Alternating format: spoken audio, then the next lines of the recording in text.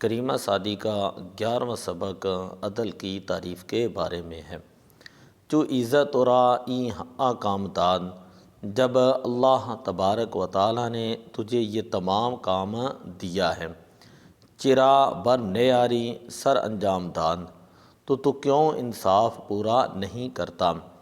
بر نیاری باہر نہیں لاتا،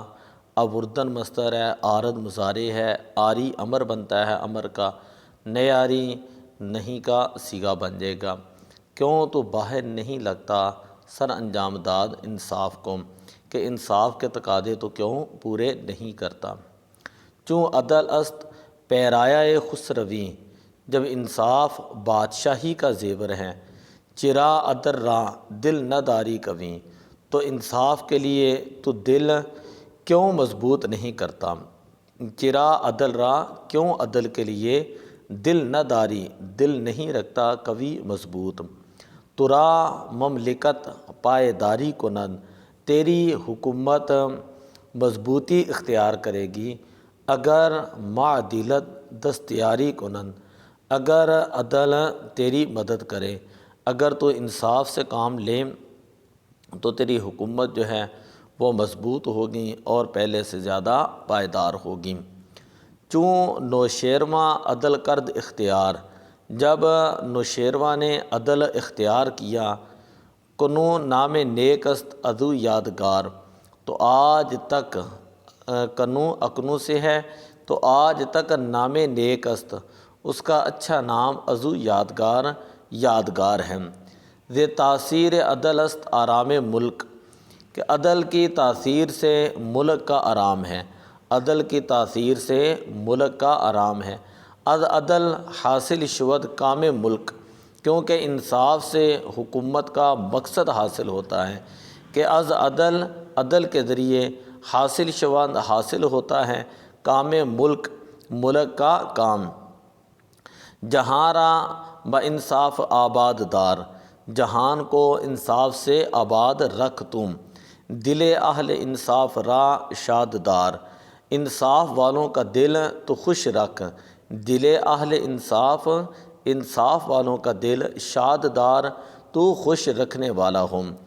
جہاں را بہ از عدل معمار نیست، جہان کے لیے عدل سے بہتر کوئی کام نہیں ہے۔ بہ جو ہے اس کا معنی ہوتا ہے بہتر،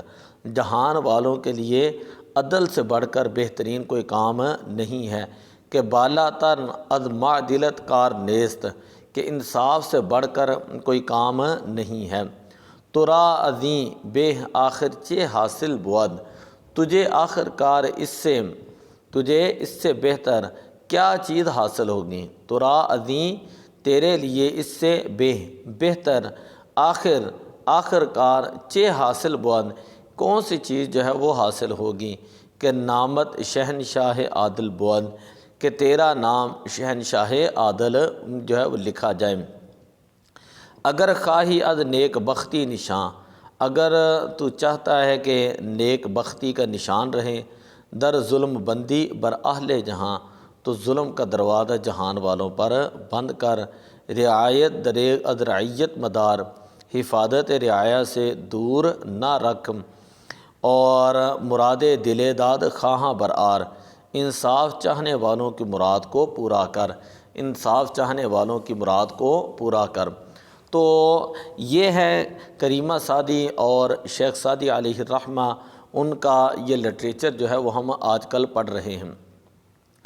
آپ کریمہ سعدی کے علاوہ شیخ سعدی علیہ الرحمہ ان کی گلستہ پڑھ کر دیکھ لیں، شیخ سعدی کی بوستہ پڑھ کر دیکھ لیں، آپ کے دیگر کتب پڑھ کر دیکھ لیں۔ اسی طرح فارسی کے اندر آپ کلیات اقبال علیہ الرحمہ، علامہ اقبال علیہ الرحمت کی کلیات اقبال پڑھ کر دیکھ لیں، اسی طرح حافظ شیرازی کو پڑھ کر دیکھ لیں، مولانا روم رحمۃ اللہ تعالیٰ علیہ ان کی مثنی شریف آپ پڑھیں، مجدد الافسانی رحمۃ اللہ تعالیٰ علیہ آپ کے مکتوبات شریف پڑھیں۔ تو اس طرح کی اور بہت ساری کتابیں ہیں جو فارسی زبان کے اندر لکھی گئیں، فارسی کے اندر لٹریچر موجود ہے مسلمانوں کا، بزرگان دین کا، اولیاء کرام کا،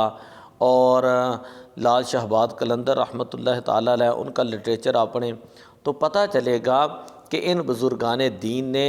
بڑے بڑے علم کے موتی جو ہے وہ اپنی کتابوں کے اندر لکھے ہیں، اور کس طرح انہوں نے اسلام کا نچوڑ